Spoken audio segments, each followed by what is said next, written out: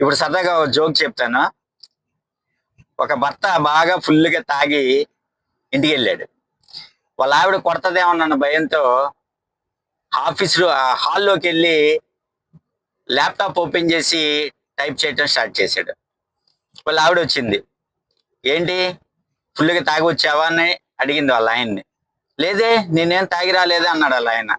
అప్పుడు వాళ్ళ ఆవిడ అంది, "మరి సూట్‌కేస్ ఓపెన్ చేసి టైప్ చేస్తున్నావేంది?" అంది. నవ్వొచ్చిందా? మరి. మళ్ళీ ఇంకొక జోక్ చెప్తాను.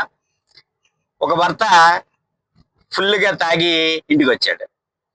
వాళ్ళ ఆవిడ కొడతదేమోనని చెప్పి ఆఫీస్‌కి ఆళ్ళ హాల్‌లోకెళ్ళి ల్యాప్‌టాప్ ఓపెన్ చేసి టైప్ చేయటం స్టార్ట్ చేశాడు.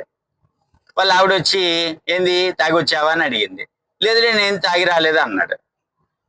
అప్పుడు వాళ్ళ ఆవిడ అంది, "మరేంటి సూట్‌కేస్ ఓపెన్ చేసి టైప్ చేస్తున్నావు" అని అంది. నవ్వు రాలేదు గదా! లైఫ్ గూడా ఇంతే.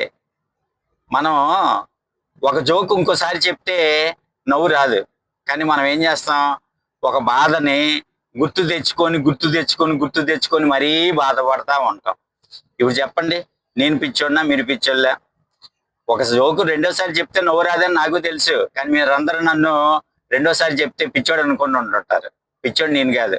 ఎవరైతే ఒక బాధని తలుచుకొని బాధపడతా ఉంటారో వాళ్ళు పిచ్చోళ్ళు. లైఫ్ అంటేనే మ్యాథ్స్ అండి. కూడికలు, తీసివేతలు, హెచ్చవేతలు, గుణాకారాలు ఎన్ని ఉంటాయి. మీ ఆనందాన్ని కూడికతో అందరికీ కలిపేయండి. మీ బాధల్ని తీసివేతలతో తొలగించేసేయండి. మీ సంతోషాన్ని మల్టిప్లై చేయండి. అలానే మీ దుఃఖాలు ఏమన్నా ఉంటే భాగించి పక్కన పడేయండి.